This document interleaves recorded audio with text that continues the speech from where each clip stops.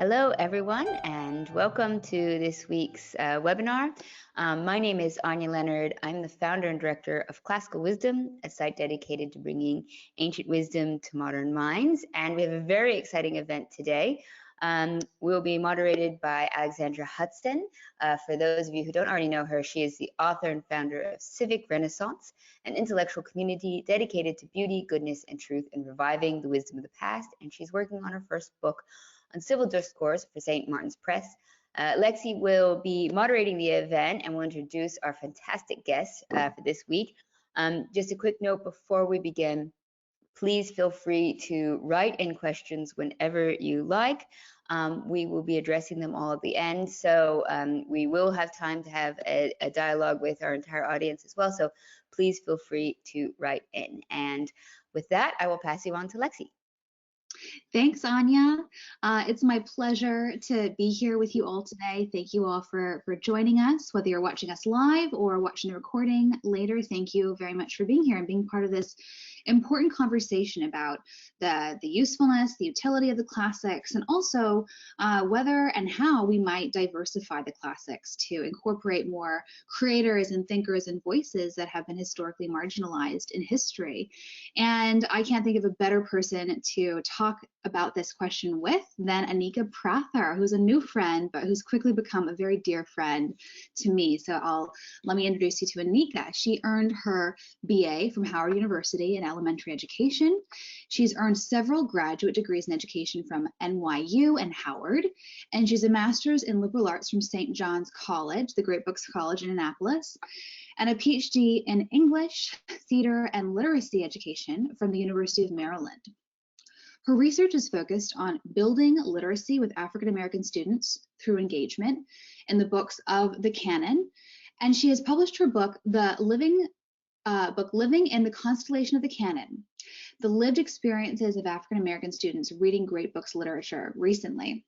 And we are actually giving away several copies of her book for attendees of this event. So I'll share with you how to do that and how to enter for that in a second. She has served as a teacher, supervisor for student teachers, and a director and head of school. Currently, she teaches in the English department at Howard University and is the founder of the Living Water School, located in Southern Maryland. The Living Water School is a unique Christian school for independent learners based on the educational philosophies of classical education and the Sudbury model. She's married to Damon Prather, an engineer who has an MBA from UW Wisconsin-Madison, and he serves as the financial manager of the school.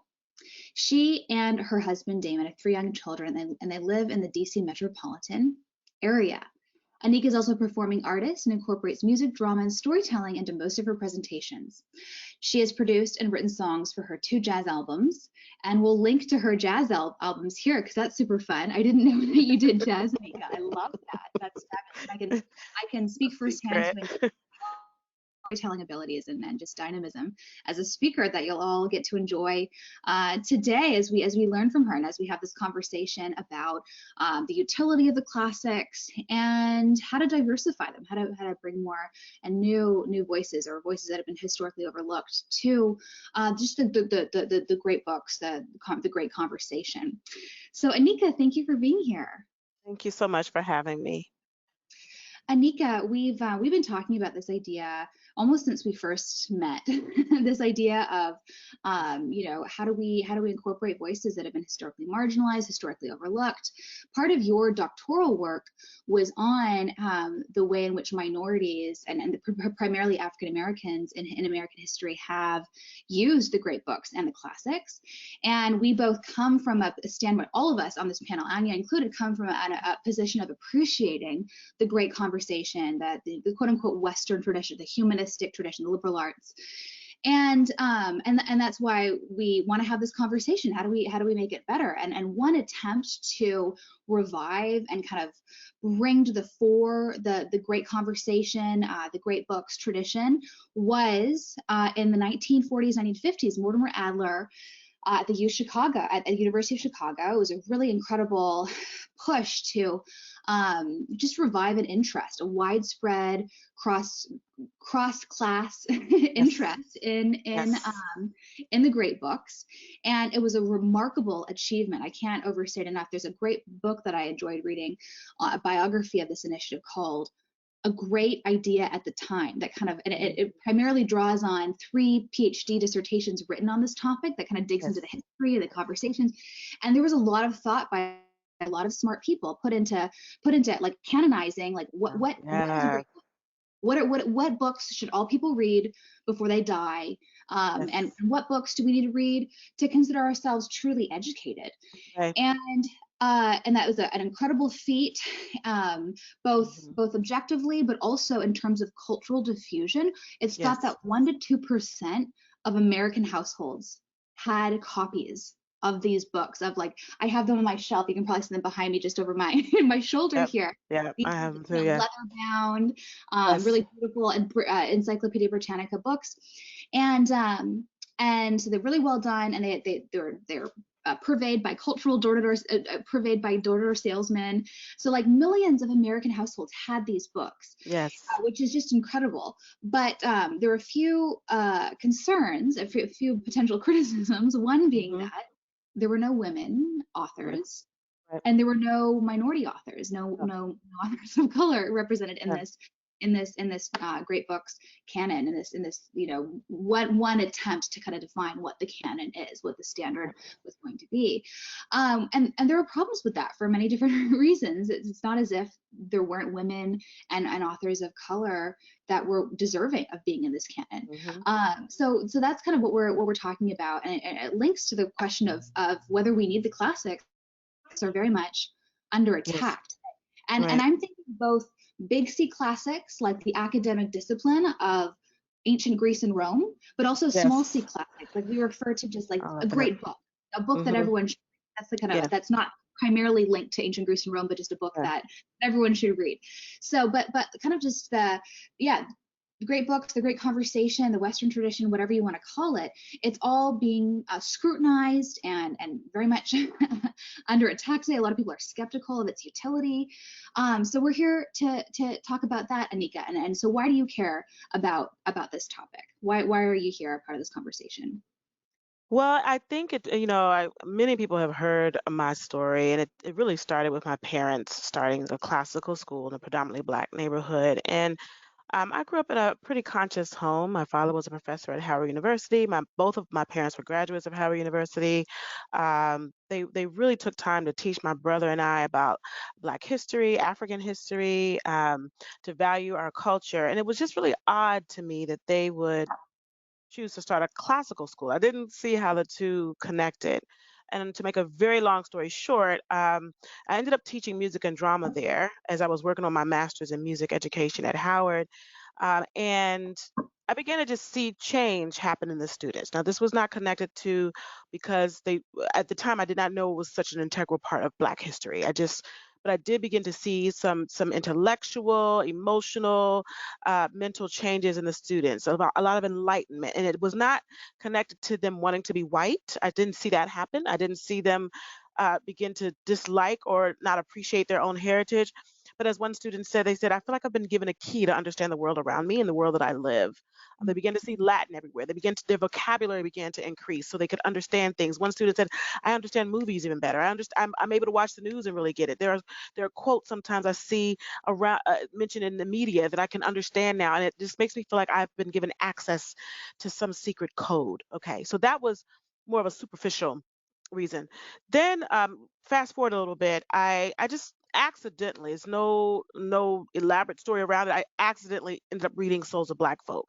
I was bored laying in my parents' house on the couch, and just my father had the book on the shelf, and I just, let's see what this is. And I read it and I was like, and here I am introduced to, Du Bois introduces me to the Black classical tradition. He was the one, the gatekeeper for me. He was the one to say, "Hey, come on in, check this out." And as I read him, I discovered the debate between should we do classical education or industrial education, which made me say, well, if there's a whole argument going on about this must be a thing, which led me to Frederick Douglass. And we'll talk more about all the different people that have inspired my work. And so what I came to see is like, wait, this is not even just about giving Black students an access to a really needed literacy to navigate their way in this world. But it also is actually a part of Black history. And if I say that I love my people and I love my heritage, I would want to know all of it. And so that began my journey into just really unpacking the almost innumerable amount of Black people who found themselves writing from the seed of the canon or the seed of classics. And so that's what made me passionate about it. And so I'm passionate about that, and I'm passionate about trying to get people to let go of the false narrative that these books, these texts are not relevant to us. Yes, I think you're absolutely right that a lot of people have kind of consumed part and parcel this story that there is a monolithic, both archetypal author, like contributor Yes. tradition, Yes. and also an archetypal like point of view, like a monolithic point of view that this tradition perpetuates. That the stereotype is that it's all elite, privileged white males that Yes. created this tradition, and they all were racist, and perpetuate systemic racism, and that anyone who is who drinks from the well of this intellectual tradition is complicit in that. And so there's like that it's rotten to its core. And it sounds like what you discovered was that that's not true. Starting with Du Bois and then kind of branching out into the other figures like Frederick Douglass that you explored in your book. And tiny footnote about Anika's book, we are giving away 3 copies as part of this conversation. And to enter, just live tweet about this event or share about it on Facebook to let us know what you're thinking and how you're engaging and interpreting this dialogue. And we'll just randomly draw from or choose from the people that live tweet about it. So we'll share Anika's, my and Anya's social media handles, and we'll send that directly to 3 lucky winners of Anika's wonderful book. So Anika, what do you think is an appropriate response to people that don't sufficiently appreciate, and Anya too, that don't sufficiently appreciate the diversity within the classics, both the nature of the people who created the class, and I think we're talking about small c classics, just like kind of the broader canon, broader great conversation, that it's not unilaterally and monolithically white males who all thought the same thing. So what do you guys about that? How can we maybe open up the dialogue and maybe engage people's minds? You talk about this false narrative, Anika, like that. How can we change people's minds about what this is? Well, I think we have to begin to disassociate ourselves from those who really believe that. And those people still exist. And I came in contact with them in a Twitter conversation I had just this past week, where I was responding to another person that we were exchanging thoughts on what is Black culture. It was a really innocent conversation, I would say. And then I just said in response to him, well, what is white culture? And it was not meant to be mean or too sarcastic, or someone thought it was a trap. It really was seeking to understand what it is. And a lot of people answered that question in really negative ways. Got a lot of racial slurs thrown at me, a lot of derogatory terms thrown at me and my ancestors in the process. But one of the overwhelming thoughts I got was one person said, "You dummy, it's Western civilization." and and then from that got responses of, see, from Western civilization we started everything came from us. And so there was this very white supremacist response to my question, as opposed to the truth of the text, that it really does invite us, all of us, to engage. And we can prove from people all over the world, every continent, have found themselves in these texts. But so that barrage of responses that said white culture is Western civ, along with white supremacist thoughts, it alienates people like me, or who look like me, to want to read it, because of these people appropriating it, thinking it represents their culture when it does not. And so I think all of us, no matter what skin color you have to take back that narrative. I'm coming up with a podcast in the near future with Classical Academic Press called Reclaiming Our Canon. And this is not, I didn't mean for this to be an advertisement for that, but I want to just say that I'm trying to say, instead of saying reclaiming my canon, reclaiming my people's canon, this journey, although I started out looking at Black history and its connection to it, my mind has been broadened even greater than just my history. I want to see who else has come to this conversation, and that we do that. Those of us who see that we do that in such an overwhelming and powerful way that it silences those who want to appropriate it as being something connected to white supremacy. Yeah, I think that it's really important too to see that as you said, Anika, that it is a diverse background, and it appeals to everybody around the world. And I'm down here in South America. People love reading the classics at all socioeconomic brackets, even like Yes. newspaper stands show like Epicurus and Cicero. I mean, Yep. taxi drivers will quote the classics. That people are reading the classics in China, and they're reading Yes. them all Yes. over the world. Yeah. But that in that time period itself too, they go from England to India to North Yes. Africa. Yes. You have people of all different backgrounds in the Odyssey and the Iliad. Yes. It is a multicultural time period as well, It and people need to is. recognize that there is something for everybody to be found in the classical world, and the good ideas or the beautiful writings or even the bad ideas, Yes. people can learn from those.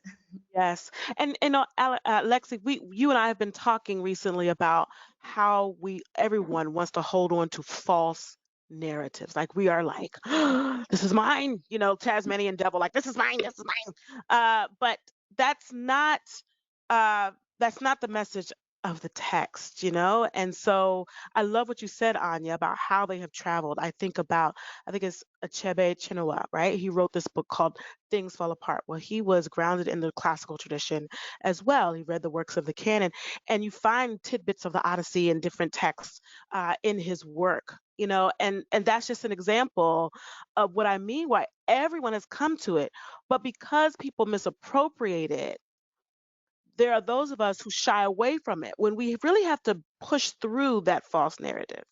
We're really going to have to break through that false narrative and find ourselves there, because all of our history intersects there. And this is for everyone, because I'm beginning to see that it really is universal. When we reject it because of the bad rap it's gotten, because of how it's been misappropriated, we actually are missing out on a piece of all of our history. And I just think that's really deep to think about, that to cancel it, to not read it because of how a certain group of people have misused it, we miss out on the story of our own ancestors. And that's not just Black people, that's all of us. So I think it sounds like part of this project of um, making the case for the utility of the small c classics, kind of the great conversation today, is recognizing the diversity within this tradition that is already there that we don't sufficiently appreciate. For example, Anya and Classical Wisdom has a book coming out on the poetess Sappho, who is on par with Homer in terms of her importance in It's ancient a children's book. Yes. Yes, we should link to that. So everyone, is it available? Is it available yet, Anya? Yes, it is. I'm very happy to say. Yes, exactly. Or the fact that Can't wait to get that. was a slave, from the most impoverished and weakest socioeconomic strata in Roman society. Plutarch advocated the education of women, so that it's not like it was the patriarchy wanting to oppress, keep the people in positions of powerlessness in powerlessness. Zeno was a Phoenician and was just described as having dark skin, one of the founders of Stoicism. And so there is diversity that exists there. Or Saint Augustine was from Algeria, right? Like had darker hue of skin. He was a Berber, which etymologically derives from the Greek word for barbarian. So he was like on the periphery of society. If you weren't Greek or Roman, you were like on the periphery. So he was from a marginalized part of society, but he's very much in the canon today. So there's a lot of diversity that is already there. So I think part of it is recognizing that diversity, but also what might it look like to voice to and acknowledge and revive creators and thinkers and authors that haven't gotten the attention that they deserve across kind of the history of the great conversation. Again, not just ancient Greece and Rome, but also across the Western tradition, but even beyond. For example, Mary Wollstonecraft, one of the early defenders of political and social equality for women, she's not in this Mortimer Adler canon. I should give Mortimer Adler credit, though. In the 90s, they did another reprinting of this canon, and they did allow for one woman, Virginia Woolf. So we can give him credit where credit's due. It sounds like there was a progress, and maybe today, if he were still with us, he'd be more open to opening up the canon and adding more diversity there as well. So sounds like it's two-part, like recognizing the diversity also in the canon that exists, but also what does it look like to give voice to the creators that and thinkers that have been overlooked? What do you guys think? And who are some of these creators that and thinkers that we might include? Let's go back to Mortimer Adler. There's something else he gave us. He did give us like a formula for like how you get in the canon. He just didn't follow his formula very well. And I'm just going to be real about that.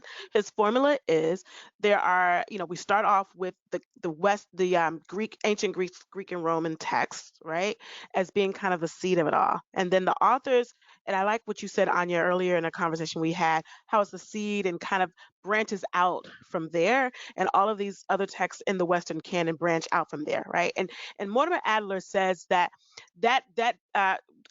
shows a great conversation, that they are referencing those texts and then referencing to each other, and it's just kind of building, which is why they were able to create this entopticon, right? Because they're all having this great conversation, covering common themes, referencing other texts, similar texts, and so you get a sense of a great conversation. Well, if we use that formula, we can put Martin Luther King in there, we can put Du Bois in there, right? We can put Toni Morrison in there, we can put Zora Neale Hurston in there. We can put Gandhi in there. We can put so many voices even if we just followed Mortimer Adler's, because his formula doesn't say you have to do this unless you're a different color or from a different continent. He says, this is how you get in the canon. Okay, sir, then let's use your formula to blow up the canon. And we would find ourselves expanding the canon following his own rules. And I think that's so wonderful too, to think that the need for people to still have access to the classics, because we want to keep continuing that conversation. Yes. We want to allow the students and the writers and the authors and the poets today to be part of this great long tradition that is continuing this never-ending conversation. Why would we cut them off from that? Why would we cut off like a leaf not knowing it's on a tree, Oh, that's beautiful. Yeah, I mean, and people may not like me to say this. I mean, Ta-Nehisi Coates could go in there. His book, Between the World and Me, and he might even, I hope he's not offended that I said it, but he talks about how he writes it in a kind of it is a sad thing because Black people were taken from their heritage, from their culture, and that was lost. But he says we are sort of like basically we have one foot in Africa and one foot in the Western world. We are children of both places. Was it Du Bois or Baldwin says we're kind of like the bastard child of the West. I mean, this is not a positive thing. We don't necessarily say, oh, great, I'm so glad I have this new tradition, but it is our tradition, and it's interwoven into the story, so much. One other author that I love, that I think should definitely be in the canon is that I've recently come to appreciate and discover is the poetry and work of Phyllis Wheatley, who has an amazing life story, and it's just an incredible example of someone who used the classics to find both consolation but also critique the social era that she lived in. Her story is that she was taken from West Africa as a slave when she was 9 years old. Her slave ship was called the Phyllis, and she was sold to the Wheatley family, which is why her name is Phyllis Wheatley. So just her identity totally unmoored and reconstructed, and ripped apart from everything she knew. But she learned English within a year of being in America, and then her slave owner, George, I think his name was George Wheatley, but they taught her Greek and Latin, and she was incredibly well educated and sophisticated. And it's a really incredible story. She started writing poetry, and really powerful people in Massachusetts wrote a letter on her behalf to an editor saying, this girl is incredibly smart and these are all her own poems, and we think that you should publish her poetry. It was like the Yeah. governor of Massachusetts, Yeah. John Even Hancock. Hancock. Yeah, John Hancock. Yes. They all signed this letter Yes. saying this is amazing, and we should support this woman, and her creativity, and publish Yes. her work.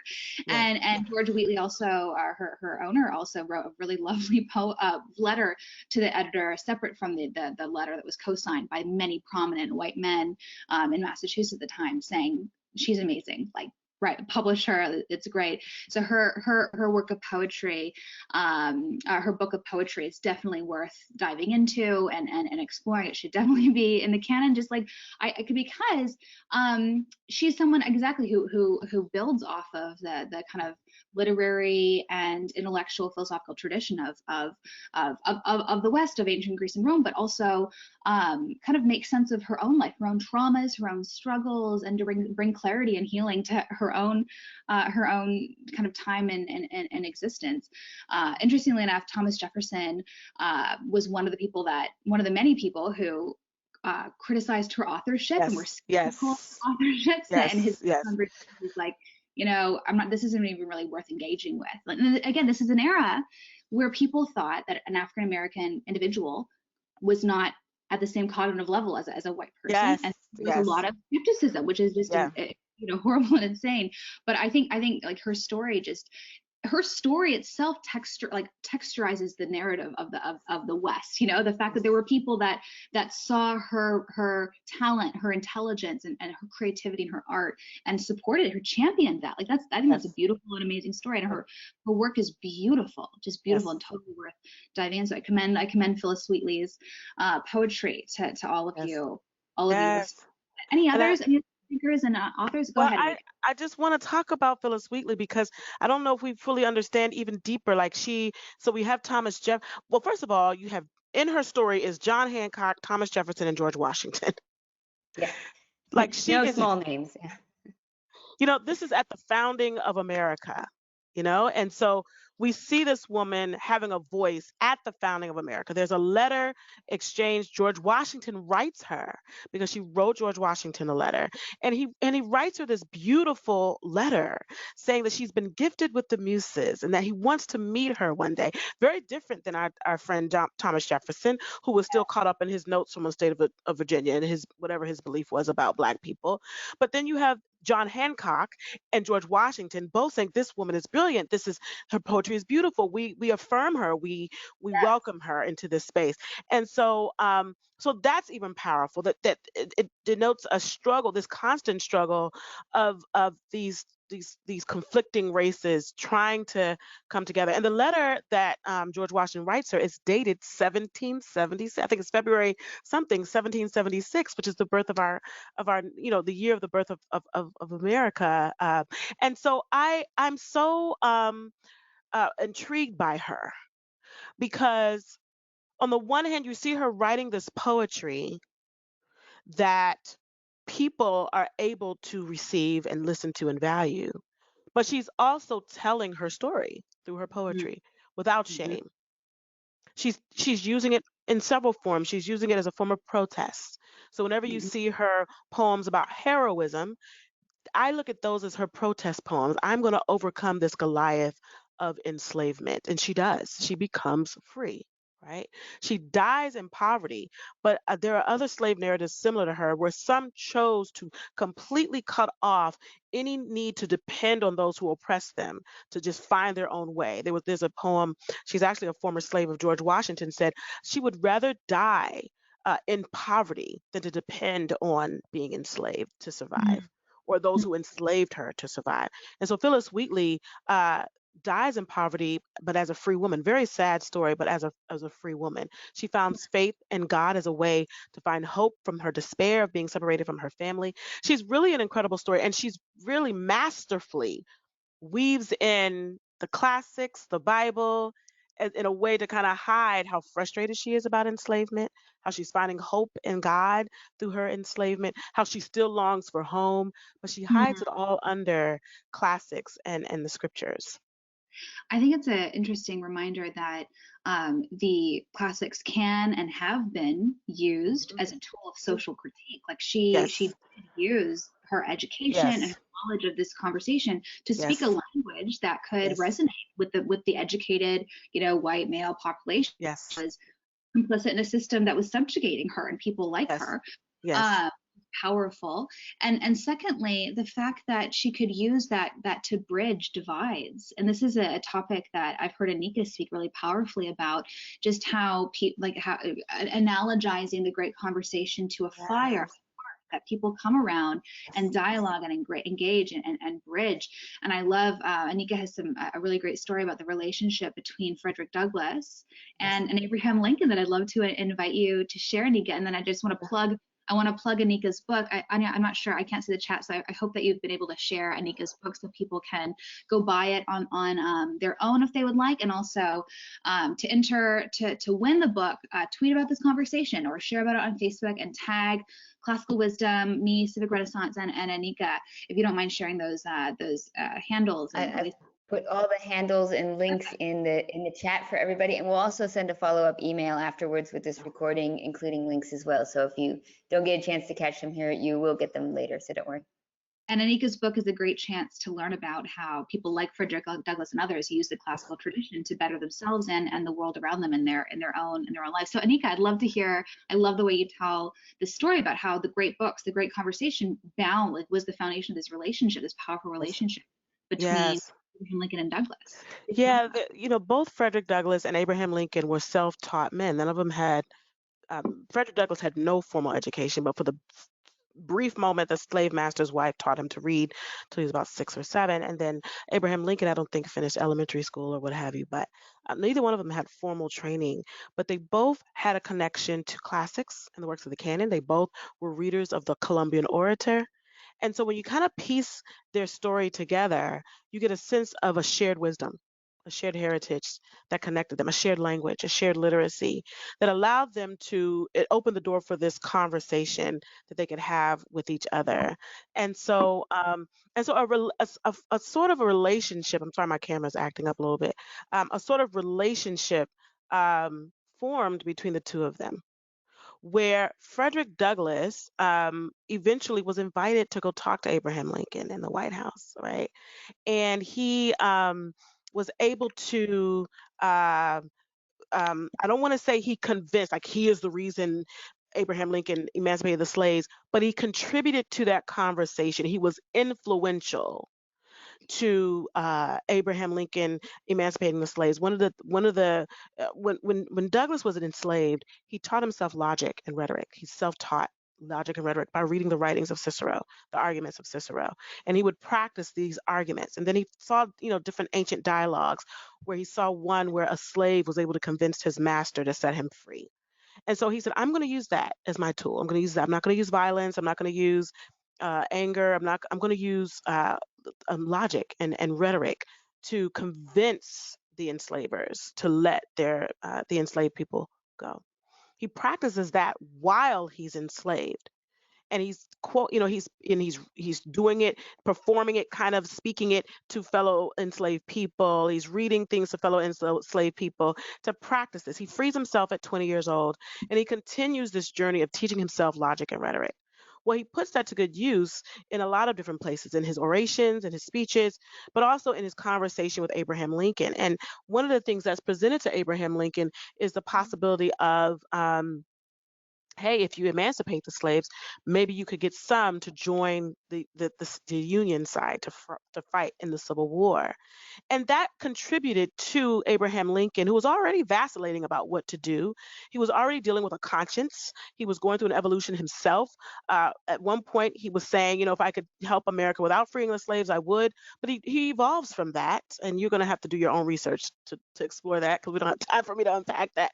But just take my word for it. He evolves from that to this conversation he's having with Frederick Douglass, and both of them understood this conversation in the canon, where there's a dialogue, a great conversation going on. They both understood these works that support liberation and a free society, right? And so after some time, Abraham Lincoln writes the Emancipation Proclamation. Union soldiers, Black Union soldiers, began to see him, Douglass, as a hero for just having that conversation with Abraham Lincoln. That's wonderful. Anya, anything to add on the topic of the great conversation, the classics being a tool of bridge building across divides? Well, I think, it is valuable to see the influence the classics have had on so many people. And, Anika, I absolutely love that story. And I love knowing how influential the classics have been to different people in different places. And I think it's really valuable to realize that the classics have been owned and loved and used by people, as you're saying, all over the world. And I think another couple of really good examples is, down here in South America, anybody who listens to us regularly knows I almost always reference Borges because he's one of the greatest authors of Latin America, and he's such a classicist through and through. He's so inspired, and so many of the other authors down here. But also in the Near East, when you think of some of the greatest Persian authors in the Islamic Golden Age, they were heavily influenced. And you think of, say, like Ibn Sina, who was, loved Aristotle and is considered one of the fathers of modern medicine. The whole Persian Islamic trade was hugely influenced by the classics. If we want to understand them, we have to understand that they were part of this conversation. Yes. And so you're bringing up something I don't even know anything about. I literally just recently, Dr. Parham introduced me to that, the Middle Eastern connection to classics, right? I haven't even begun to read about it, so I'm not going to talk about it. But what it's telling me, I'm here in Black history and in Black literature and its connection to the classics. But as I am talking about my story, I will often get an Asian person say, "Well, this is my story." And as you're saying, people from the Middle East, this is my story. And so that's what's so troubling about not seeing why the classics are so important. The story is too many stories of diverse people finding themselves there. I always say that we are so stuck in the time period of enslavement. All of us are, that we're not able to see outside of that. And that should not be the defining moment of history. And that should not be how we determine our way forward. And what I mean by that is you're really going to have to do research. Yes, we're not having a conversation denying that classics have been misappropriated. Thomas Jefferson, who was he has so many writings that prove his racism. Like, he was a really racist individual, a very conflicted man, though. Don't get me wrong, very conflicted, which makes him very interesting to me. But don't shoot me for saying that. But but definitely, a lot of his writings reveal how he saw Black people as inferior, very, very racist, but he appropriated Cyrus the Great as this emperor that he identified with, he wanted to be him, he wanted to be like him, and totally missed the fact that Cyrus the Great was great because when he would go in and conquer, and Cyrus the Great, being from the Middle East, would conquer a land and allow people to keep their heritage. He was considered one who protected the culture and the heritage of those he conquered. And that was one of the things that made him so strong. So when I read that, I'm like, Thomas Jefferson, you obviously did not read this, because you were not him. You were not anything like him, because here you are writing these things and making it seem like Black people are inferior. I'm using that as a more tangible example of how people pick and choose from the classics, misappropriate it, then misrepresent it, then misteach it, so that the books aren't at fault, but people who are knowledgeable about the text, who conveniently don't show how Herodotus talks about the Ethiopians, or they don't talk about Terence the African, who wrote plays that were so popular that even the founding fathers were reading his plays to learn perfect Latin. Like, they don't talk about that. And so we should not fault the content. We fault the scholars, the people who are not using this wisdom properly. I could not agree more with that. We're only held captive by the people that we're educated by and exposed to. Yes. What does it look like to be intentional about branching out and self-educating and looking at the traditions and the uses, the various uses of the classics, of the great conversation beyond that which we were educated by in school, because Yes. people who taught us were taught by a certain set of people who were taught by a certain set of people. So it's kind of a Yes. self-replicating problem Yeah. that it takes people like us that care about the classics, but care about incorporating like beyond the classics, beyond the small C and big C classics as well, to Yes. to diversify it, to do justice to incredible and thoughtful creators and thinkers and authors that aren't traditionally thought of as being part of the quote unquote canon. Yes. But it raises an interesting question of how we balance teaching our own tradition, like the tradition that really built us, and balance that with other traditions as well. Like there is nothing wrong with being in China and studying Confucius Analects and the Tao, Yes. and Changza, but they also, so what would it look like, how to, and there, of course the tyranny of metrics and curriculum, like there's only so much time in any student's education or curriculum to study anything. How do we balance focusing on the great tradition that built our own culture, but also incorporating other voices from other traditions that maybe weren't directly influenced by us, but like maybe corroborate certain ideas. For example, I'm thinking of like the axial period, where the Buddha, Confucius, and Socrates lived in very close succession, like within 100 years of each other, independently, and yet thought of very similar ideas, very humanistic ideas, were passionate about virtue for its own sake, critical of materialism and excessive attachment to the world. Like it's incredible how when you like how you see kind of recurring themes when you explore the thought of wise people who independently across history and across culture and across place, that corroborate ideas about that I think we would support today, that are a core part of the humanistic project of the liberal arts education, of the humanistic education of the great conversation. But it is a balancing act. Like how do we balance, teaching the people that directly built our world with those that have a lot of wisdom and insight to make our lives better, but are from different parts of the world, different cultures as well. I don't think there's anything wrong with being from the West and caring about the Western canon, but there's so much more out there beyond the Western canon. I think we first have to get to the place where I think we need to celebrate more how, like, just that, like, you can, without even doing a whole massive lesson and unit, just taking a moment to celebrate how these books and these texts have brought so many people to them. And I think it really depends, Lexi, on the school you're in, with the philosophy of the school. Like my school, the Living Water School, we have a really unique approach to this. We try to just kind of go around the globe, constantly cycling around the globe. But that's my educational philosophy. So when I go in, I do teacher trainings, I will say, if your educational philosophy is that your school has said, we are studying the Western canon, own that. That's okay. There's nothing to be ashamed of, because people go and study Latin history. They study, African American history, Africana studies. They study Asian history. So it's okay to study a ethnicity or a people group in your educational life. I'm not faulting that.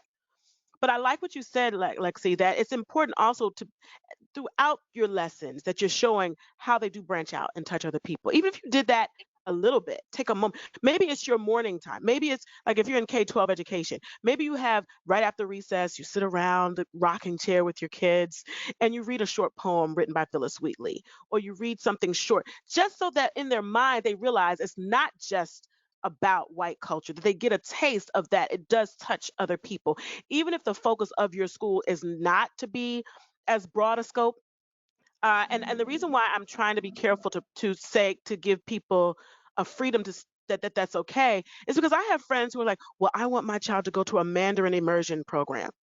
I want my child to go to a French immersion program. None of my people who look as chocolate as me complain about that. That's something they're very proud of. But I think because the Western canon has been misappropriated with the racist agenda, it has become demonized. So you think it's wrong to say Western canon, but that's not the case. We have to show it to be what it is. And so in your schools, you can do that in finding different pockets, different field trips, different ways to show that this canon we're studying, that we have committed to as a school to study, we're doing that and we're okay with that. But we will show our students how it does touch other lives. Then you may have other schools that are like, well, we want to be a lot more diverse. So you create a curriculum that does that. It really depends on what your educational philosophy is. But I think all of us should have a commitment, whether you're doing it on a grand scale or on a small scale, that you are showing your students that this canon has touched diverse lives. Yeah.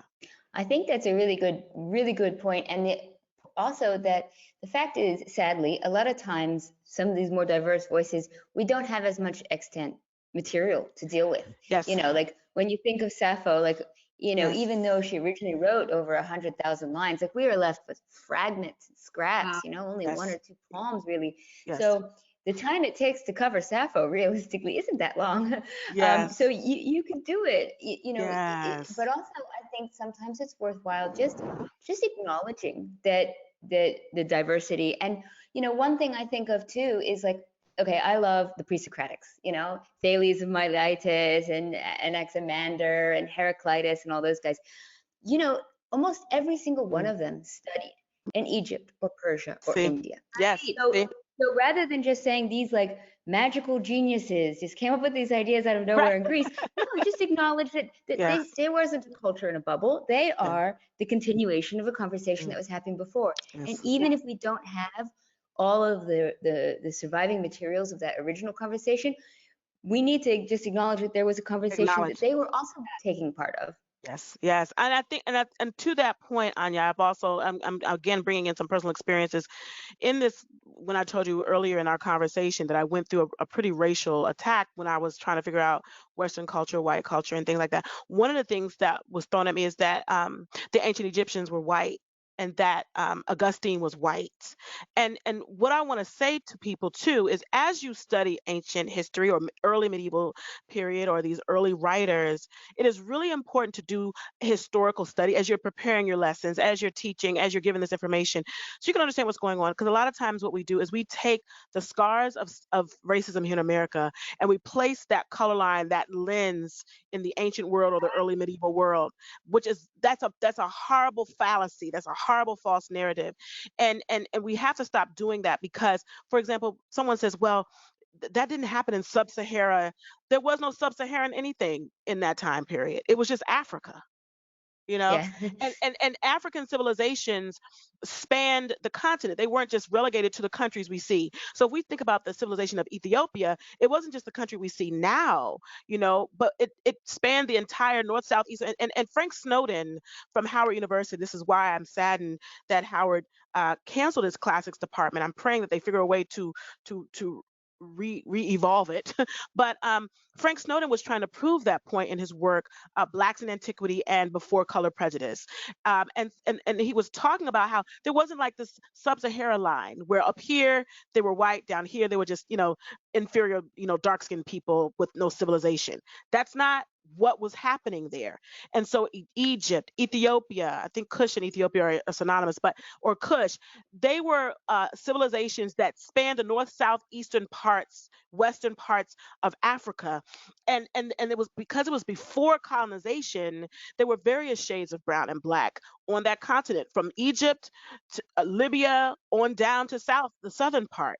And that's just fact. That's not anything I'm making up. That's not something I'm trying to make. If you do a historical study, you will see that. Then you'll say, people will say, well, they found a skull that looked like it was European. And see, this is the beautiful thing I love about the ancient times. And Du Bois says that when he says, I dance in gilded halls with these people, is because they weren't stuck on their continent like we're stuck behind our color lines. So it should be no surprise that you would find a European skull, or that somebody was white married to a black or an African or whatever, because there were vices there, of course. I'm not saying it was a perfect time period. It had horrible things going on in that time period, but the color line, the being judged by the color of your skin was not there. And if you read the Bible, I'm sorry to go on and on, but I just want to unpack this for a minute. If you read the Bible and you see the story of the Ethiopian eunuch and you trace where he was leaving. He's coming from Ethiopia into Jerusalem that was now run by Rome. It was nothing. It was nothing for him to travel from Africa into, Jerusalem to learn more about Judaism and Christianity. And so that was going on, this traveling, this cross-cultural existence is what happened. And so it wasn't, this is white, this is black. That wasn't there. And we need to take that out of our curriculum. Yeah. Yeah, it's worth remembering that slavery in all forms is bad, but Yes. slavery in the ancient world, like it definitely existed in ancient Greece and Rome, but it wasn't racial. Like Yes. you often couldn't tell in public necessarily Yes. whether someone was a slave or, of a If anything, if you were a redhead, you were more likely to be a slave because then you Oh. were one of the barbarians from the north. Yeah. Yes. And just lastly, I think we're going to turn to questions very shortly. So if you haven't already, get your questions ready and send them into the chat. And Anya will be leading our Q&A period coming up very shortly. But it reminds me that of one idea, one concept that I explore in my book on civility, is this notion of unbundling people. And I wonder if that applies, I'll explain that in a second, but I wonder if that applies to kind of how we think about the classical tradition too, like reminding us that it's not a monolith, it is a conversation, it's an iterative dialogue, often a debate with people who disagree vehemently on the same questions though, the same questions of like, what is justice? What is the good? What is the nature of man? What is a meaningful life? And these are questions that thoughtful humans have approached differently across time and across culture, which is why people who independently tend to come to similar conclusions or, ask, at least broach the same questions. It's because we all share a common humanity and we're all interested in the same kind of questions. How to do this thing called life on earth, this fleeting time and existence. How do we do it as well and like the best that we can? Which is why I think it's interesting to be able to incorporate voices that weren't necessarily even influenced by each other, but corroborate or at least like explore the same kind of questions, and it just adds to again this great conversation that in my mind is like anything to answer this question of like what should be in the canon, anything that furders our understanding of the human condition and like just a zealous interest in the humanistic and like cultivating our humanity and our appreciation of the humanity of others. Like that should be that's in my book, in my canon anyways. Wherever it's from, whoever's authored it, if it helps us think more clearly about these foundational questions of life and origin, existence and purpose and destiny, then they're in. And we had a wonderful conversation just a few weeks ago with a friend of all of ours, Angel Parham, and we talked about the educational formation, the classical tradition of Dr. King. And this was exactly his approach. Like he had a sort of unbundling approach to the classics as well, where, for example, with Marx, he's like, you know what, that critique of materialism and modern culture and consumerism, that's good. But the reductive materialism that doesn't have a room for the transcendent and the spiritual and human existence in life, I can't handle it, because he was a devout Christian. And I think that's like a really healthy way to look at both this question of what's the use, what's the purpose of the classics today, like that we can answer these questions for ourselves about the human condition by encountering how other thoughtful people have answered them and saying, you know what, I agree with that, and you know what, I disagree with that, and that's going to refine how we engage in the world today. And so as that applies to people, like we're so quick to define others based on one view they hold. Like we were talking about Thomas Jefferson, who wrote some ugly, vehemently like anti-human racist things and held some horrible views, but he also did a lot of good. He's the architect of liberty. He acknowledged his own like interior contradiction between his personal life and how he conducted his personal affairs with his political theory and philosophy. He was very much a conundrum, contradiction. But what would it look like to celebrate the good and condemn the bad? Like this is also, we all love the classics. So this is Plutarch's approach to history, right? Like it doesn't matter where we are or who we're looking at, where can we see virtue and celebrate it? Where can we see vice and avoid it in our own lives? A very like moralistic and didactic view of history that's not very popular today. Historians don't like stories to moralize. They just like right? But the fact is that is how history has been viewed across the past. It's how it's been taught. How can we study the past and the people who made history, and how can we learn to live better from their mistakes, Yes. from their successes. Yeah. So this notion of unbundling people, like, can we appreciate their fundamental humanity, and, like, view even their worst flaws in light of their Mm-hmm. irreducible dignity as persons, and have Mm-hmm. and also appreciate, and not have this mindset that says this person is so wrong on one thing, or I disagree with them on one thing, Yes. nothing to teach me, when they Yes. might, like their Yes. qualities and other areas of their thought or work or life. So Yeah. anyway, with that, I'd love to open it up to questions. I'll turn it over to Anya to facilitate our Q&A. Well, I do want to try to get some questions in, because I just thought there might be some people who've joined us for their lunch break or something, and so it'd be good to get some of the questions in. And I'm going to just start off with quite a big one. This is probably a question a lot of people have had. So it goes straight into the, have you read the New York Times article by Dan L. Padilla Peralta, War on the Future of Classics? He has been speaking openly about the harm caused by practitioners of the classics and the classical justification of slavery, race, science, colonism, Nazism, and the 20th century fascism. And what do you think of this statement as it refers to the ancient classics? So I'm going to just dive us right into one of the big questions. I think that connects to what we've been talking about, how it is time for those of us who understand the way it's supposed to be to take back the classics from those hands.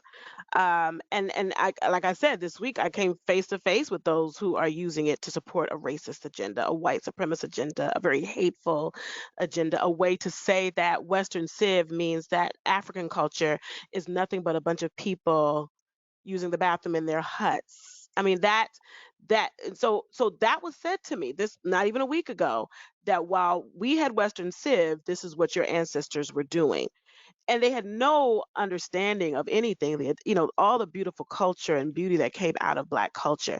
So it's really important to I think people listen to Padilla and they cut him off because of how strong his wording is about how to address this issue. And I am advocating for us listening first to see, does he have a point? Like, do we see the misappropriation of these texts? Because we do, and it is hurting the field. And we have to own that and acknowledge that. And I think, if anything, if we could just use his writings to say there really is a problem. He really has a point. And then we take that and we aggressively figure out, how can we take back this field that is so beautiful? Like, how about, can we change his mind? Yeah. Can we Well, make him, yeah. can we change our ways so much and reform this space so much that even he says, you know what?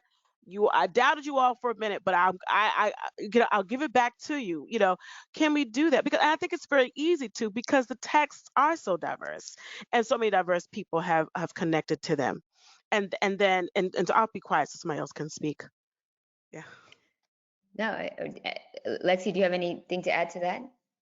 When I read the article about him, the New York Times profile, it seemed like he was someone that originally was drawn to the classics because Yes. he loved them. Like, he was from he had a very hard childhood and upbringing. Like, he was from an immigrant family, incredibly He's poor, and he homeless. found Yeah. solace and Yep. comfort in these books and companionship, and somewhere along the way that changed, and so I think that the earlier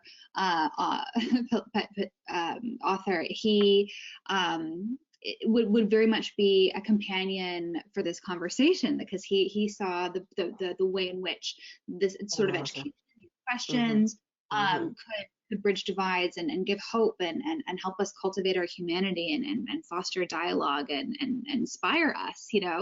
and so the question, I'm not sure kind of what happened in his life that made him abandon that. Okay, go ahead, Anika knows. I think I have a philosophy, and I if he ever listens to me, I always feel like I'm speaking for him, and I hope he's not offended. But I feel like what happened was, as he was seeing the beauty of the text, it started out with him finding hope in the homeless shelter. He would go into the homeless shelter's library and read these texts, and it was an escapism. He was allowed to escape and find out, very similar to Frederick Douglass. But there's something he didn't do that Frederick Douglass did. Frederick Douglass held on to his heritage. He did not deny his Mm, roots. He knew who he was. Frederick Douglass became very fascinated with ancient African history. He was really fascinated about Egypt. He continued to be hungry and proudly hungry, walking around with that big, beautiful afro. He continued to hold on to his heritage. What I think troubled Padea is in his timeline, in his time, in his life, as he began to grow and love more and more with classics and going into the private school and going into college, he started out, I think, feeling like his heritage was not welcome to the conversation. hmm, And that was very apparent for him. And so it almost felt like he was living out that double consciousness that Du Bois talks about, which is very frustrating, and I think what he is saying is I definitely believe from his language he wants to remove classics altogether because of that experience, because there is this feeling, and I'm not going to deny that. I mean, I when my parents started their classical school and they would visit classical conferences, I went to every classical conference. Even though I met a lot of really warm people, there were often many times where we felt like we could not boldly talk about its connection to our people, that we had to only celebrate Western civilization, hmm, that who you are had to disappear, and Western civilization had to be put up on a pedestal. And hmm, that is the mistake I think we've made, as opposed to talking about classics, that it has served all people to hmm, elevate all of us. Does that, you see the twist there? And so I think Padea did not experience that in his educational experiences in K-12 education and beyond, that one had to decrease that the other may increase. And I think that is where the danger is. And and it's coming from Black history, you see it a lot, because I love Alain Locke. Locke Hall is named after him at Howard. He was definitely a man of the canon, a man of classics. But he had this thing where if you did not have that same education, even though he is the father of the Harlem Renaissance and he's done great things for our heritage, he had this thing where if you did not have the same kind of education that he had or speak the way he did, even if you were educated yourself, he would call you a racially derogatory name. hmm, And so you see historically, and this is one reason why Black people resist classics, for the very reason that you brought up with this question, Anya, is there's been this usage of it to say one group is superior, one group is inferior. Like that is repeated. It's done racially, it's done through class. It's but at the same time, we don't tell the stories of the British working class who read classics, or like you said, Sappho, who read, who was able to talk about class. We don't talk about Terence, who was an enslaved African from Ethiopia, most likely, or Aesop, who they think may have been from Ethiopia. We don't talk Generation about two. those people, right? People who have come and used the classics to elevate themselves. And so hmm. I think that's the problem. That's what's happened. I'm going to add the next comment actually is from Angie Hobbs, a good renowned British philosopher actually who's joined us, and she Oh, she well, adds to that that there are so many misunderstandings about the classics, capital C, as yes, Lexi was saying. Plenty of the writers were people of color because the yes, Greeks and Roman worlds included modern day North Africa, yes, Syria, Turkey, Iraq, the Black Sea, and yes. beyond. And we only have these texts because they were saved by Islamic scholars who Come on. translated into Mm, Syriac, mm, Arabic, mm. Latin. Come And on. also, as I am a philosopher, there are so many connections to the story of brilliant women philosophers throughout history who were Yes, long forgotten but are now being discovered. yes. And I think it's an excellent point. I mean, in my children's book, even like Sappho's poem most recently was found in 2014, See? in Egyptian garbage. We're still finding out stuff, Yes. and we're still finding out how people have been influenced. It was Yes. Pericles influenced by Aspasia, or there's so many Well, I different mean, yeah, people we're still uncovering. yeah. Like I just read recently. I'm doing this part of my reading now is looking at Toussaint, who was in charge of the Haitian Revolution, and was really instrumental in freeing the slaves there. How he was inspired by Epictetus, and so and he read classics. Or Marcus Garvey, another person I was reading, I was watching to him speak, Fred Hampton, who also was very much into classics and the works of the canon, murdered by the FBI as a member of the Black Panther, but he talked about violence will not heal us, only logic. Like that's what he says in a video. I just thought that was so powerful. The one that they claim was so violent, where he was really trying to protect black people from lynchings and the violence against black people of that time. And then you look at Angela Davis, how she spent, a lot of her early years in academia and as a student following a philosopher in Germany, you know, reading Hegel and all that. And so, all of those things, we don't talk about that. And so, because we want to kind of shut off those narratives, those who misuse the classics in order to uphold classics as belonging only to one group of people, it could kill the field if we do not stop doing that. We've got to tell these stories to save the field. We've got to tell these stories. I always like to point out, I think it's King Memnon in the Iliad Yes, is a great yes, Ethiopian king, yes, and yes, Agamemnon is so excited to see him. He's like, yes, you are here to yes, save me. Like, yes, there are these beautiful characters that are even yes, in the mythology that we're yes. point out, and We just, or I often like to say, like with the Odyssey as well, like, Penelope is like the only yeah, really good character in the yeah, whole book. yeah, Like yeah, this, and when Odysseus goes to, like, I think the Phaeacians, when like they first say, go to the queen, don't go to the king, go to the yes, queen, she's the most important person. Like, yes, there are these examples of strong yes. women and Strong women. strong Antigone, people, you different know, backgrounds. Yep. yes, yes, Oh, I yes. love Tiny Antigone. Me too. footnote to your mention of Penelope. I loved in Emily Wilson's translation of the Odyssey. I loved her opening essay, Yeah. talking about just her philosophy of translation and how her approach to it, where she talks about how most like male translations of the Odyssey in the past have like Yeah. basically undercut Penelope's like agency and like power Yes. as I can't remember Yes. the exact like phraseology, but she Yes. talked about just the way that in which Penelope was described. It kind of just was a very specific sort of lens, that like a Yes. male lens through which that the ancient Greek was translated to make her like more powerless, Yes. and a little less a little weaker than she actually was in the narrative. Yes. And Yeah. and so like having a woman's perspective on these texts like Yes. enhances our understanding of these classic works that have been cherished and nourished Mm-hmm. hearts and minds for thousands of years for a reason. Mm-hmm. Opening up to the conversation to include voices from minorities, but also women helps us understand Women. better. Yes. Yeah. I mean, that just goes to show how broad this conversation is. Like, we spent a lot of our time talking about diverse people, but there's an entire scope. Like I mentioned, Angela Davis. Like, we could have a whole class probably on the influence of philosophy on her work, and her work and her connection to the canon. We don't talk about that, and a lot of the great feminists, find themselves there. Anna Julia Cooper, she was rooted in classics and the canon as she fought for not just Black rights, but for women's rights. And so, we really limit ourselves so Yeah, much. We're We do. limiting ourselves and trying to protect. It belongs to this certain group of people. We're missing. We should be celebrating the diversity in the text and the diversity surrounding the text. yes. Now we have quite a lot of questions. I think they're coming in, so I'd love to give a bit of a chance for everybody to get a few answers in. So I might have to. Lexi always knows around this time of the talk, I'm like, okay, we got to go more rapid round. Yes. Okay. So beyond Dr. Prather's book, what other resources are available for classicists who want to learn more about the enslaved American writers you have mentioned? Mm. Now, if there's any specifics, we can also put in the follow-up email links to any questions if people want some specific answers, because Yes. Could you ask that question one more time?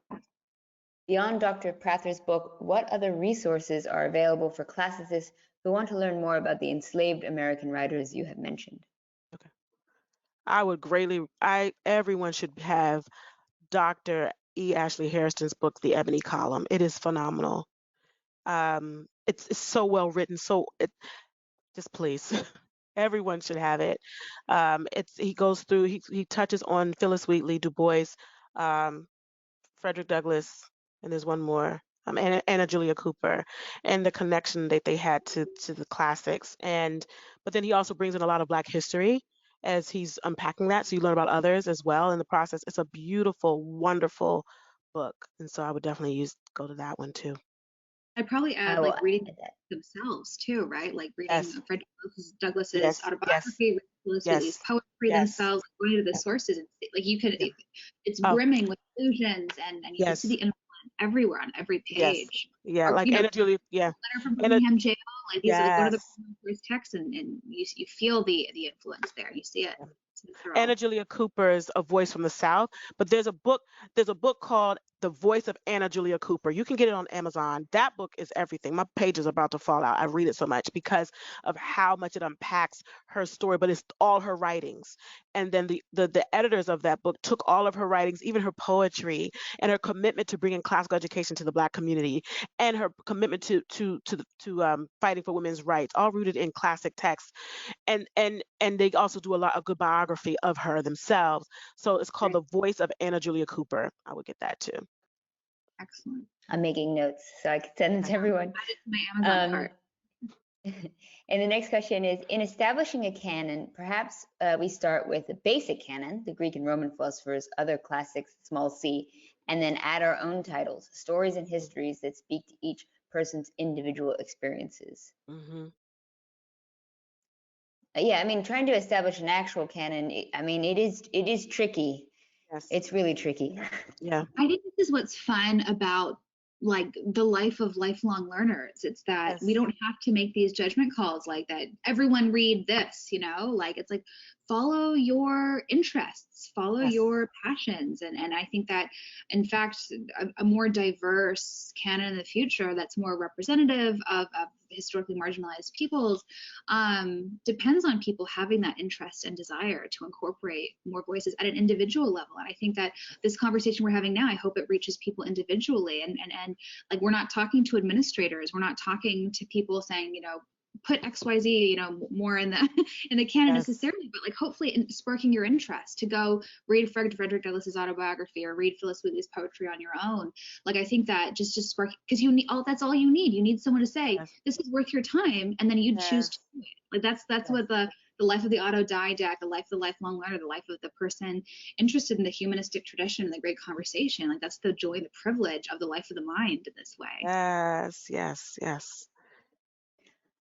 We have the next comment is again from Angie. It can be so fruitful to compare the teachings of Confucius, Buddha, and Socrates. And I encourage my students of ancient Greek philosophy to do this. And it is something really beautiful in comparative philosophy, because you end up seeing elements and kernels of something more universal, Yes. something that's beyond a specific time, place, or identity. So I think that's I mean, wonderful. this journey can take you down so many paths. I mean, I think I don't know if I've shared this with you guys before, but I'm, as a side hobby, a way to calm my nerves.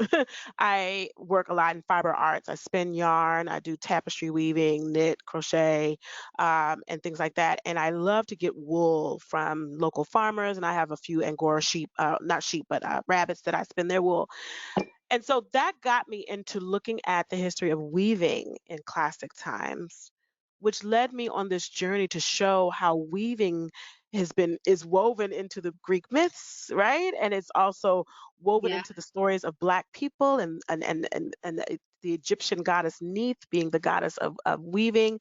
And so what that showed me is how similar human stories are, how interconnected. I almost imagine that because there was so much intersection going on as they traveled, they adopted things as they went along, and they brought it back to their own people, and it was interwoven into their heritage. There's so much we don't know. Like, even for me, if I just stay in studying, well, I'm going to prove this is about Black people, this is for Black people, I'm limiting myself, you know. But I have to talk about myself, yes, but talk about everyone else. And the more you do that, the beauty and the power of this body of knowledge you begin to see. The longer you stay just stuck in your cave with this canon, the weaker its power and beauty becomes. There's a great book that, speaking of fabric, Anika, a friend of mine wrote. It's called The Fabric of Civilization, and she talks. Yes, I know her. Yes, by Virginia you know Postrel. her. Yes, She starts with Ariadne and the ball of thread that helps. yes, See it, escape from the maze and the Minotaur. And Penelope's loom, and there's just so much. That's where she starts, but she weaves that narrative. Yes, she's Literally beautiful. I love that book. throughout history, throughout culture, to show Yes. just how fabric and textiles have built Yes. the world that we live Well, in. actually, and so since we're talking about books, that would be a good, because I read that book too, and I wrote an article for the Society of Classical Studies blog on it called Weaving Humanity Together. And I use her book for That. that article. And that book that's a good example to read to understand how we share wisdom, you know, Yes. how we are so interconnected. And so that would be a good book to read to just open your eyes up to a whole nother pathway of seeing how the ancients and those and early medieval shared knowledge, you know. To add on to that from one of the comments of our viewers, Sean Kelly, who is from Northern Ireland, he said, in terms of what Lexi was saying about similar ideas coming across cultures, Frederick Douglass came to Ireland and became friends with the Irish liberator Daniel O'Connell, and the two finding Wow. commonalities between their respective struggles. So it's another perfect example of this Yes. weaving of cultures across Yes. boundaries, people seeing different Yes. struggles and working Yes. Thank you. and being inspired to help And them. so that reminds us what of Martin Luther King going to Gandhi. Like we, you know, Yeah. that is what has done. We have lost that story. We're so caught up in this fight. We're not even learning these stories that are right there in front of us, you know?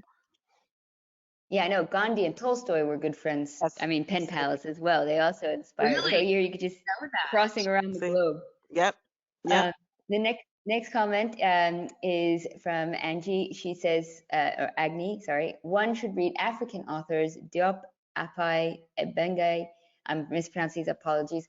Gaiki and Kiros. They're wonderful and explain the African philosophy, culture, and history to the world. Oh, yes, yes, I yes. hope we should share these. We'll capture all these and then share them in an email that goes out later. In So an I'd love that. email, so that yes, because you Thank because I know at Howard I do this thing where we start off the years learning about the Adinkra symbols, and I'm not an African, I'm not a scholar in African literature, so I'm not going to try to even pretend that, but it's just again a way for me, this comparative thing that we've been talking about, you know, it's a way for me. So I take the Adinkra symbols and then we take it and connect it to or compare it, contrast it to Mortimer Adler's great ideas.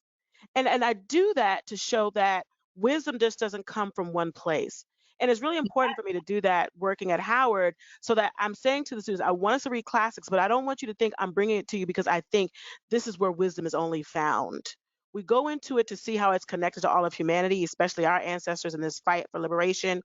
But we must start out but realizing that our people had a culture of wisdom and study. And another proof of that um, is I use Phyllis Wheatley, Ola Uda Equiano, and Yukasa Groniosa as a pattern. When they were taken from their land, and brought into slavery, the first thing they did was learn to read. Like they sought the written word. Mhm. And so if it was something so foreign from them, they wouldn't have known to want that, to look for that, to see that there was some type of key to the liberation found in that. And so when you read, and so this person who wrote this, you know, when we look at ancient Africa and we look at and even beyond, you know, we know that there was a literary tradition, not just an oral tradition. There were libraries. There was a literary tradition in Africa, and but the false narrative is that we only became civilized. We only learned a literary tradition when we came into Western culture, and that's just not true. Mhm. Now we have a lot of comments. One again is about the shame that Aethiopus and King Memnon are not more known aspects of Greek mythology, and that's another example. And that Mary Estelle's A Serious Proposal to the Ladies, which discusses racial ideas in education and marriage, was published in 1694. So that might be another interesting book recommendation. And then here's another question for the three of us ladies, who we all happen to be mothers as well. And this question goes, thank you for an engaging discussion. What are some tips for me as a mother and grandmother to inspire my young adult children and now new grandchildren to explore and discover the classics from across the cultures? From Judy Mm, Oh, Venovich in Canada. I love that question. I think the great best way to question. inspire is to embody like a love of the life, the mind, and the curiosity, like to have your Yes. life be an example the benefits of why this Yes. mode of learning, this way of thinking, this approach to life in the world and learning is worthy of emulation. So Yes. you know, embodying the kind of love that you'd love to see them pick up and incorporate in their own lives too. One of the things I do with my own kids is I have a rule that whenever we're in the car, when we're going someplace, we're listening to music, and when we're going back home, we listen to a book. It's a rule in this, Oh, and it's on Audible, but I always pick something from the canon that I feel like they can understand, and we read it together, listening to it on Audible, and that has really increased their appreciation too for it. And it's fun. We're in the car, we can talk about it, and that gets them to be awakened to looking at other ones, and then we can talk about it. So we'll read, C.S. Lewis, but they also have read the autobiography of Frederick Douglass and the autobiography of Booker T. Washington. They've read, the story of Ona Judge, never caught, about the slave that got away from George Washington. Now, my kids are 7, 9, and 11, but we're reading all of these things. I don't hide this information from them. And so we can talk about these connections and show how these stories are connected to the great books or the classics. And so that's another way, through Audible, listening, having listening time with your kids, doing a read aloud with your kids, reading a poem from Phyllis Wheatley, reading a short story, going through a slave narrative with your kids little by little, and they read a chapter at a time, and they're excited about the next chapter the next day. They come to Nana's house or what have you. I obviously want to mention, of course, I have my new children's book out, so of course that's Yes. always an option. That gotta represent Sappho, but I think just reading, talking about big questions and idea, getting them in love with philosophy. A pretty obvious one for little kids is mythology. Is just filled with great stories, and I'm sure you guys will be very sympathetic to this plight, which I have a daughter who basically asks for stories all the time. Tell me a story, mommy. Tell me a story, mommy. Tell me a story, mommy. So it's so great to have just like a whole reservoir of interesting stories ready. And then, what's really fun is like, so my daughter like loves the story of the Judgment of Paris, with Athena and Aphrodite and Hera and the Apple of Discord. And then we go to our art museum and she recognizes the gods and goddesses and she gets so excited. We were like in like a archaeological museum. She goes, mommy, that's the statue of Aphrodite. And I was like, you're right. You guessed that correctly. And so she enjoys being in the museum. She enjoys recognizing the references. And so, and just The with life of all the things, mind. Yeah. Giving spending time with your children, Yes. doing stuff that helps them find truth, beauty, and history, and it's just it's a gift just to get to see them enjoying it.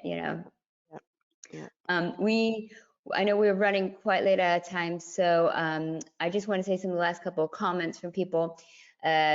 One from Rita: I hear deep appreciation for all teachers of antiquity. I have greatly enjoyed hearing about our teachers of color who I might not have become aware of had it not been for this dynamic discussion. Another was just say thank you so much, and this is very encouraging and interesting and inspirational. So some people mentioned about how they enjoyed this platform because the chat is non-visible and optional. So that's very interesting for Lexi and I. We've been doing a whole series of events. Some of them have been on Zoom. Some of them have been on this GoToWebinar. Trying to meet the classics and technology together is always a struggle. So it's always great to get feedback from everybody about which platform they enjoy. And I'd just like to make this moment as well to say that Lexi and I do have another chat in a few weeks with Spencer Clavin on about class and the classics. So that'll be another element of talking about it. And then we have another one in the spring as well with Mr. West. So we're keeping up with a whole slew of trying to bring in the great conversation. And so one other comment is just from Angie again, is real history is wonderfully rich and complex, but some people only want to hear simple and false narratives. And I think that's something, Anika, you really touched on, that I think for lovers of philosophy and history, our goal needs to be seeking out the truth, whether it's a convenient narrative, whether it's a popular narrative. The narrative we need to be finding is the real narrative. Yes, the truth. Yes. the truth. Yeah. So Yeah. I think on that, I think we should end today's excellent conversation. I want to say thank you, Anika, so much. It's been a real delight. And I want to thank everybody for joining us. We will send up a follow email with all these great recommendations. And Lexi, you want to sign us off with any last remarks? No, I think this is the beginning of a really important and ongoing conversation about the modern usefulness and utility and benefit of studying the classics, the great conversation today. And again, we all three of us on this webinar, and I presume many of you tuning in are approaching this dialogue from a position of appreciation and gratitude for this tradition. But but critique can be a form of appreciation as well. So critiquing how classics have been taught, how they have been viewed, how they have been used, can be a way of making them better and preserving them, and the best of this tradition for our children and our grandchildren, to make sure that as Anya said, we are exposing them to beauty and goodness and truth in a way that will make them better human beings and live more enriched and full lives. So really grateful to Anya and to Anika and to each of you who have chosen to spend a bit of your afternoon with us. It's a great pleasure to be here with you, and I hope that you stay engaged as we seek to continue this dialogue. This is not the end. I think this is very much the beginning of this particularly important conversation about how to diversify and preserve and adapt the classics to the needs and needs of our present. So thank you all. Really appreciated the conversation. Thank you so much. I really enjoyed this time together. Bye, everyone. Bye, everyone. Bye.